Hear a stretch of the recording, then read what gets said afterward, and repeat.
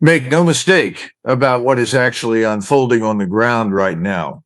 We need to look closely at southern Ukraine, which is largely and firmly under the control of the Russians. And when I say largely, we have to stop pretending and accept the hard reality that they now effectively control the Donbass. This is not a stalemate, it is a consolidation. They have systematically annihilated the vast majority of the professional Ukrainian forces that were foolishly thrown into static World War I style defensive positions to challenge their control of that region. The best brigades, the ones NATO spent 8 years training, have been ground into dust in a war of attrition they were never equipped to win. So this long-term economy of force defense that the Russians have been employing for the last year is gradually coming to an end. This was a specific strategy where they sat back, preserved their own manpower, and allowed the Ukrainians to smash themselves repeatedly against a Russian wall of steel and artillery. But that phase is over. We are now watching the transition to something much more decisive, something that looks less like a local conflict and more like a strategic annihilation. They have marshaled enormous forces in Belarus, in Western Russia, and in southern Ukraine. When I use the word enormous, I am not speaking in hyperbole. You are not talking about a few battalion tactical groups. You are talking about 550,000 fresh combat-ready troops equipped with the latest armor and integrated air defense systems. And behind them sits another 100,000 in strategic reserve deep inside Russia itself, ready to exploit any breakthrough. This is a force capability we haven't seen in Europe since 1945. Furthermore, they have stockpiled enormous quantities of artillery ammunition while Western stockpiles have run dry. This matters critically because 75% of the casualties inflicted on the Ukrainians have been inflicted by artillery, missiles, and rockets. This is industrial warfare, not a counterinsurgency. It is impersonal and devastating. As a result of this firepower dominance, the Ukrainians are now coming close to 200,000 dead and well over 300,000 wounded. These are not just statistics. This represents the erasure of a generation of Ukrainian men. The situation for Ukraine is dismal, to say the least. It is really very bad, bordering on catastrophic, which is one of the reasons that Mr. Zelensky very recently, in fact, within the last 24 hours, talked openly about American soldiers, British soldiers, and others from Western Europe coming to fight in Ukraine. He is not saying this out of strength. He is saying it out of desperation. He knows he has no chance whatsoever of winning a conventional war against the sledgehammer that is about to fall. The only way he could win or even survive would be to draw us in, to turn a regional proxy war into a global conflagration. Fortunately, I don't see any evidence that that will happen to us in the United States yet. The appetite for World War III in Washington is not as high as Kiev hopes. But while we look at the tactical map and see the impending collapse, a much larger, more disturbing question arises. If the Ukrainian army is shattered and the Russians are massing for a hammer blow that could erase the state from the map, we have to ask, how did we get here?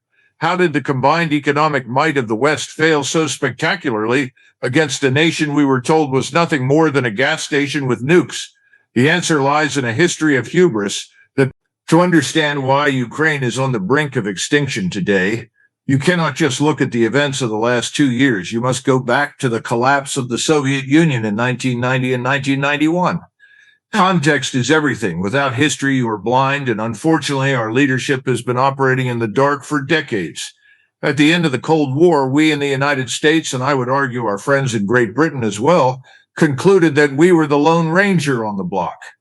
We looked around the global landscape and decided we were the invincible, invulnerable hyperpower. We had just annihilated a weak, conscript-heavy Arab army in Iraq during Operation Desert Storm almost overnight, with very little difficulty. It was a techno-war triumph. But from that specific limited tactical success against a third-rate power, we drew the absolutely wrong strategic conclusion. We decided there was no one else on earth that could ever challenge us again. We convinced ourselves that war had changed, that it was now easy, sanitary, and remote.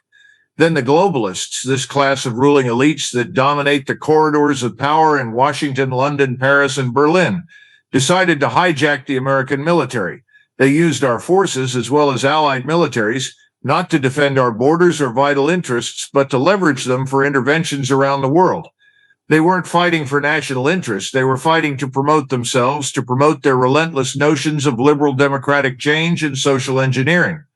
But ultimately, it was simply to secure military hegemony across the world, pushing NATO's borders right up to Russia's doorstep in direct violation of promises made in the 1990s. At the same time, we began investing in very expensive gold-plated sets of equipment. We bought technologies that are very good on paper, yes, but they are also incredibly fragile. They are difficult to maintain in austere environments. They require pristine logistical chains and constant contractor support. We built a military for safaris in the desert, not for high-intensity sustained combat. Meanwhile, Russia was on a completely different trajectory. Russia, which was recovering from near total economic collapse and national humiliation in the 90s, began rebuilding itself with a focus on survival. And here is the key that the West missed. They maintained their industrial base. They realized that real war is not just about microchips or stealth coatings. It is about volume. It is about ruggedness. It is about the ability to fire 50,000 artillery shells a day for months on end. When Russia first intervened in February of 2022, their army was actually quite small, maybe 150,000 to 180,000 professional soldiers with about 130,000 draftees. It was a limited force designed for territorial defense and police actions, but because they had kept the smokestack industries running, and because they had a leader in Mr. Putin who understood that sovereignty requires firepower, they were able to ramp up production while we were scrambling to find supplies. The West behaved as though Russia was just another developing country like Iraq or Serbia that could be crushed underfoot financially. They thought sanctions would destroy the Russian economy in weeks. They thought the Russian people would rise up and overthrow their government. None of that happened. Instead, the Russian people are enraged. They realize their country is really at risk because the United States and its friends in Europe have effectively declared that Russia is a place that has to be destroyed, dismembered, and subjugated. Under those circumstances, you are not going to find very many Russians who don't support the war. Mr. Putin has ramped up to fight. We completely underestimated the resilience of the Russian state and the fragility of our own. And now, as we stare at the contact line in the Donbass, we are seeing the physical manifestation of that miscalculation. The Russians have adapted, expanded, and fortified, while NATO has emptied its warehouses into a black hole. Let's look at the main event, the industrial disparity that is defining this conflict and determining its inevitable outcome. We are witnessing a clash between a mobilized industrial power and a financialized, deindustrialized alliance. A caller recently raised a very poignant question during a broadcast. Joe from New Jersey pointed out that for decades we have been stumping up billions of dollars for NATO. President Trump years ago toured Europe and demanded they pay their fair share, and they supposedly did. Yet the German defense minister recently made a shocking admission. The German armed forces can no longer defend Germany. They have ammunition for perhaps 2 days of high-intensity combat. They better hope no one attacks them. So the question stands, where did the money go? If it didn't go into tanks, artillery shells, and air defense systems, where is it? The answer explains why Ukraine is losing. First, the European states have dramatically scaled back the size of their forces to fund social welfare states. They have relatively few soldiers, sailors, and airmen who are actually ready to fight. But we in the United States have done something very similar. The U.S. Army has dropped down to about 450,000 active duty troops. We are supposed to be at 485,000. And frankly, looking at the state of training and maintenance, I don't think we could get more than 50,000 ready combat troops into the field in Eastern Europe at this point. We have built a force of generals, admirals, and headquarters. We have lots of bands. We have lots of diversity officers and endless bureaucratic layers. But the money doesn't produce combat power. It maintains a large, comfortable bureaucracy that excels at spending money but fails at generating lethality. Contrast this administrative military with the Russian approach on the battlefield today. They are not rushing. They are not panicking. They are methodically grinding down what remains of the Ukrainian military potential. They have established a kill zone strategy. They allow the Ukrainians to feed brigades into cauldrons like we saw in the meat grinder of Bakhmut and now in other sectors, and then they use that superior artillery advantage to annihilate them. They are trading shells for Ukrainian lives, a trade Ukraine cannot sustain. The Ukrainians are running out of men. This is the tragic reality the media ignores. You can print money, but you cannot print professional soldiers. We are seeing reports of forced conscription, press gangs grabbing boys, old men, and people with serious medical conditions off the streets being thrown into the line to plug holes. This is not an army that can conduct a counteroffensive. This is an army that is on the verge of a catastrophic systemic collapse. Mr. Zelensky talks about a stalemate to keep the Western money flowing, but there is no stalemate. There is a slow, methodical erasure of Ukrainian combat power, and because the West cannot produce the hardware to replace what is being destroyed, we have reached a strategic dead end.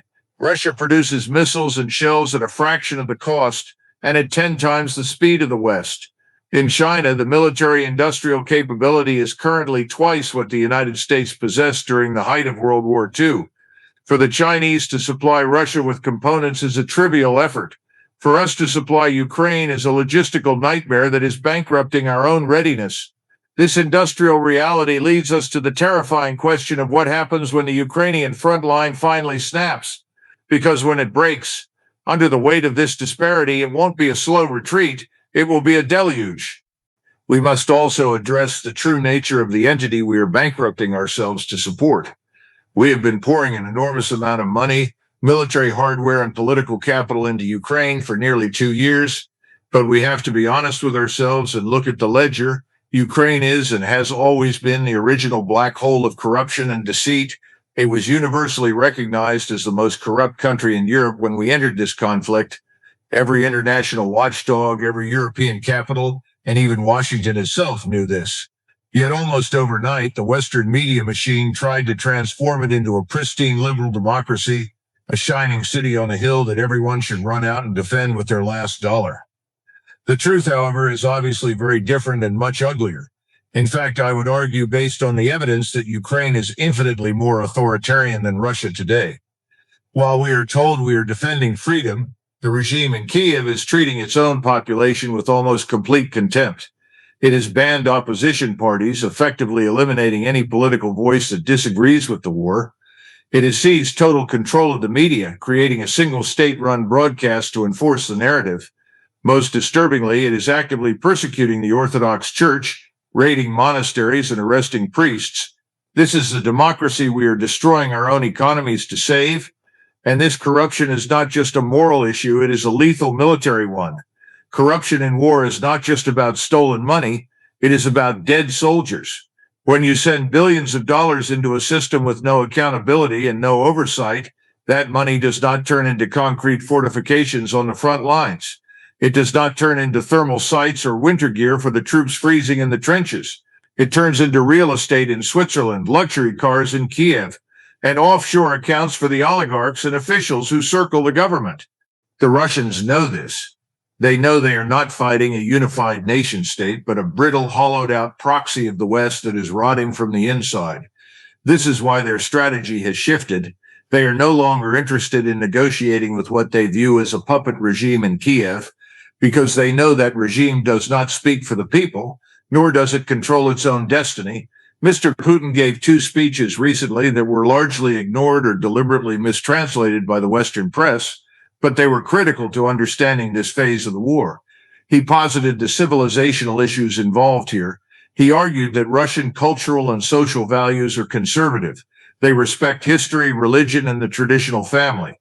He posed this sharply against what he called the degeneracy of the West, the obsession with gender ideology, the sexualization of children, and the systematic abandonment of tradition.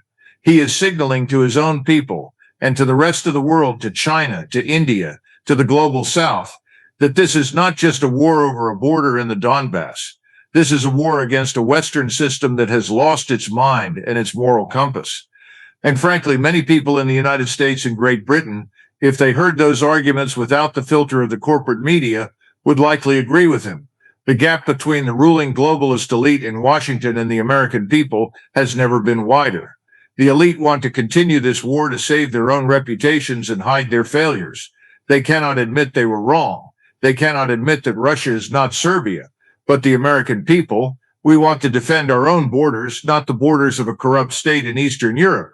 But because the elites cannot admit defeat, they are pushing us toward escalation scenarios that could end civilization as we know it. So what happens next? When a regime realizes it has been abandoned by reality, true desperation sets in. We are now entering the most dangerous phase of this conflict, the collapse phase. President Zelensky is trapped in a dilemma of his own making. He cannot negotiate peace because the ultranationalists in his own security services and the hardliners in the Azov formations have made it clear if he signs a surrender, they will remove him perhaps permanently. On the other hand, he cannot win on the battlefield because his army is shattered, bleeding out, and running low on every conceivable resource. This leaves us with a few very specific, very dangerous scenarios that could unfold in the coming weeks. Scenario 1, the collapse of Kiev and the internal coup. As the Russian winter offensive gains momentum and the ground freezes, we are likely to see a cascading failure of the Ukrainian front lines. We are already seeing the precursors, soldiers realizing the war is lost and they are being sacrificed for nothing, may simply refuse to fight. We are seeing forced conscription, press gangs grabbing boys and old men off the streets of Kiev and Odessa. This is the death rattle of a regime. It is entirely possible that the war ends not with a Russian flag raised over the Rada by a conquering army, but with a Ukrainian coup. I have referred to this as the Mussolini solution. There is a high probability that elements within the Ukrainian military, the professional officers who want to save what remains of their country and its people, will turn on Zelensky.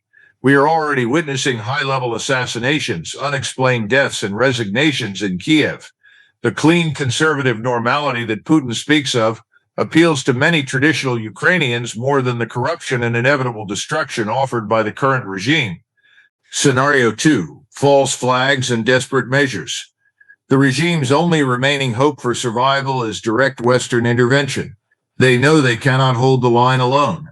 This dramatically increases the risk of a staged provocation, a chemical incident, a Russian missile strike on a hospital, or an attack on a NATO border designed to look like Russian aggression. The goal would be to force the hands of Washington and London, to guilt the West into a war it does not want to fight. Scenario 3, the Polish intervention. There is a lingering acute danger that Poland or the Baltic states, driven by historical animosity and encouraged by reckless voices in Washington, might try to move forces into Western Ukraine to secure it. They might call it a peacekeeping mission or a security buffer. This would be a catastrophic error. It would bring NATO troops into direct contact with Russian firepower. If a Polish brigade is annihilated by a Russian Iskander missile strike in Lviv, does NATO invoke Article 5? Do we go to nuclear war over a border dispute in Eastern Europe? But while we focus intently on the Dnieper River and the Donbass, we are ignoring the fact that Russia possesses the capability to escalate horizontally. The war is not just contained within the borders of Ukraine. The strategic chessboard covers the entire globe, and the pieces are moving against us in the Atlantic, in the Arctic, and in the Middle East, in ways the average American is totally unaware of. The Russians are ready to apply pressure where we are weakest, and we are not prepared for it.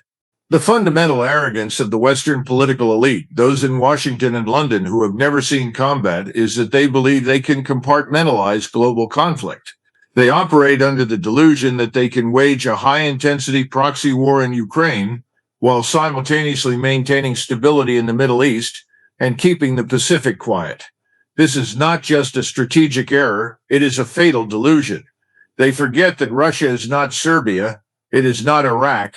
You cannot isolate a country that spans 11 time zones, possesses the world's largest nuclear arsenal, and sits on the planet's largest repository of natural resources.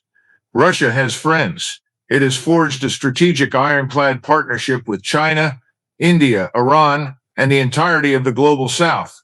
We have driven them together. Look closely at Syria. We are seeing clear indications that the dormant conflict there is about to erupt again, fueled by Western desperation. British and American intelligence agencies have been active, trying to groom figures like Abu Muhammad al-Jilani, a man with blood on his hands, to challenge the Syrian government. They are trying to light a fire in Russia's backyard. But Turkey is the wild card they cannot control. President Erdogan may decide to intervene directly to prevent a Kurdish state or a massive refugee crisis. If the Middle East ignites, does the United States have the military capacity or the logistical depth to handle a war in Ukraine, a war in Israel, and a renewed war in Syria simultaneously? The answer is a resounding no. And then there is the economic nuclear bomb that no one in the administration wants to discuss. The United States is effectively broke. Our sovereign debt is crushing, and the bond vigilantes are moving in. We are seeing Treasury yields spike to dangerous levels. We have reached a mathematical tipping point where the interest payments on our national debt are exceeding our entire defense budget. When that happens, the game is over. We simply cannot afford the global imperial foreign policy we are trying to execute. We are financing an empire on a credit card that has been maxed out. The signs of systemic failure are everywhere. The Bank of Japan is struggling to sell its debt. The global financial system is creaking under the weight of sanctions that were supposed to hurt Russia but have instead backfired spectacularly on the West. We sanctioned ourselves. The reality is stark. The Russian economy is growing, fueled by war production and trade with the East. Ours is sliding into a recession, perhaps a depression. Furthermore, the Russians possess the capability to escalate horizontally in ways we are not prepared for. They can strike in the Atlantic, in the Red Sea, and in the Indian Ocean. Their submarines are silent and highly capable. If they decide to cut undersea fiber optic cables or disrupt global shipping lanes, the fragile service-based Western economy collapses overnight. We rely on just-in-time shipping and digital transactions. They rely on commodities and gold. This geopolitical blindness is leading us toward a precipice. We are picking fights we cannot win with money we do not have, against adversaries who are far more resilient than we gave them credit for. This brings us to the ultimate cost of this hubris, the human tragedy. We have to face the cold, hard truth. We are currently ruled by a class of people in Washington, London, and Brussels who are either dangerous fools or malicious knaves. Frankly, looking at the devastation they have wrought across Eastern Europe, it is highly likely that they are both. They have operated without strategy, without foresight, and without conscience. They have led the Ukrainian people down the primrose path to absolute hell. The United Nations now indicates that somewhere between 50,000 Ukrainian children have gone missing in the chaos of this conflict. Where are they? Have they vanished into the abyss of human trafficking that flourishes in the lawless vacuum of war? No one in the State Department seems to care. No one in the White House mentions them. They only care about weakening Putin, regardless of the horrific human cost paid by the very people they claim to be saving. President Trump, or whoever is currently guiding his foreign policy instincts, seems to sense that this is a losing proposition. There is growing talk in his circle of packing up the toys and going home. That would be the only rational strategic move left available to us. We must cut the losses, stop the funding immediately, and force a negotiation before there is no Ukraine left to negotiate for. But the blob, that permanent, unelected bureaucracy deeply embedded in the State Department, the CIA, and the Pentagon, is fighting tooth and nail to keep the war going. They are terrified. They are not terrified of Russia. They are terrified of being exposed.